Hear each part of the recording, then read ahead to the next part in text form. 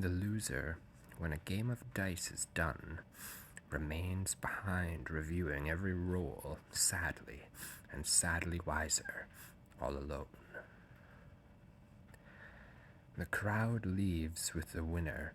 One behind tugs at him, one ahead, one at his side, all calling their long loyalty to his mind.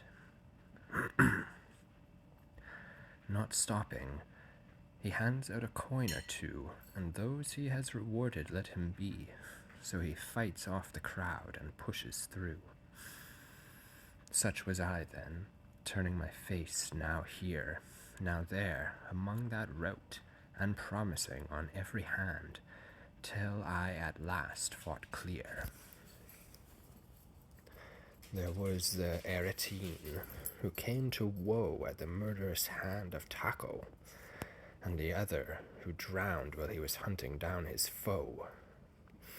There, hands outstretched to me as I pushed through, was Federico Novello, and the Pisan who made the good Marzuccio shine so true. I saw Count Orso, and the shade of one torn from its flesh, it said by hate and envy, and not for any evil it had done. Pierre de la Brosse, and of this his word may the Lady of Brabant take heed while there, lest there she find herself in a worse herd. When I had won my way free of that press of shades, whose one prayer was that others pray, and so advance them toward their blessedness, I said, "O my soul's light, it seems to me one of your verses most expressly states prayer may not alter heaven's fixed decree. Yet all these souls pray only for a prayer. Can all their hope be in vain? Or have I missed your true intent and read some other there?" And he said, "The sense of what I wrote is plain, if you bring all your wits to bear upon it, nor is the hope of all these spirits vain. The towering crag of justice is not bent, nor is the rigor of its edict softened, because the supplications of the fervent and pure in heart cancel the debt of time decreed on all these souls who linger here, consumed with yearning to begin their climb. The souls I wrote about were in that place where sin is not atoned for, and their prayers, they being pagan, were cut off from grace. But save all questions of such consequence, till you meet her who will become your lamp between the truth and mere intelligence. Do you understand me? I mean Beatrice. She will appear above here, at the summit of this same mountain, smiling in her bliss."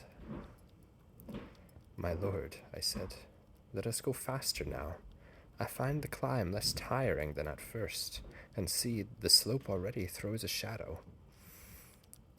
"The day leads on," he said, "and we shall press as far as we yet may while the light holds, but the ascent is harder than you guess. Before it ends, the sun must come around from its present hiding place behind the mountain and once more cast your shadow on the ground. But see that spirit stationed all alone and looking down at us? He will point out the best road for us as we travel on."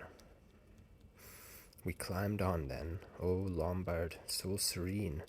How nobly and deliberately you watched us. How distant and majestic was your mien.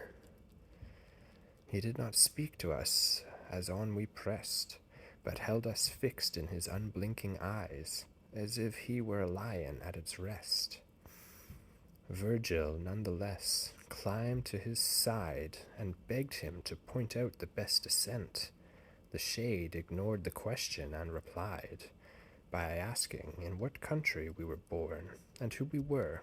My gentle guide began, "Mantua," and that shade, till then withdrawn, leapt to his feet like one in sudden haste, crying, "O Mantuan, I am Sordello of your own country," and the two embraced. Ah, servile Italy, grief's hostelry. Ah, ship unpiloted in the storm's rage, no mother of provinces but of harlotry. That noble spirit leaped up with a start at the mere sound of his own city's name, and took his fellow citizen to his heart. While still within you brother wars on brother, and though one wall and moat surrounds all, your living sons still nod one another. O wretched land, search all your coasts, your seas, the bosom of your hills. Where will you find a single part that knows the joys of peace? What does it matter that Justinian came to trim the bit, if no one sits the saddle? Without him you would have less cause for shame. You priests who, if you heed what God decreed, should most seek after holiness, and leave to Caesar Caesar's saddle and his steed. See how the beast grows wild, now none restrains its temper, nor corrects it with the spur, since you set meddling hands upon its reins. O German Albert, you who turn away while she grows vicious, being masterless, you should have forked her long before today. May a just judgment from the stars descend upon your house, a blow so weirdly clear that your line tremble at it to the end. For you, sir, and your father in your greed, for the cold conquests of your northern lands, have let the empire's garden go to seed. Come see the Montagues and Capulets, the Monaldi and the Filpesci, reckless man, those ruined already, these whom ruin besets. Come, cruel emperor, come and see your lords hunted and hold. Come tend their wounds and see what fine security Santa Fior affords. Come see your stricken Rome that weeps alone, widowed and miserable, and day and night laments, O Caesar mine, where have you gone? Come see your people, everywhere the same, united in love, and if no pity for us can move you, come and blush for your good name. O supreme Jove, for mankind crucified, if you permit the question, I must ask it. Are the eyes of your clear justice turned aside? Or is this the unfolding of a plan shaped in your fathomless counsels towards some good beyond all reckoning of mortal man?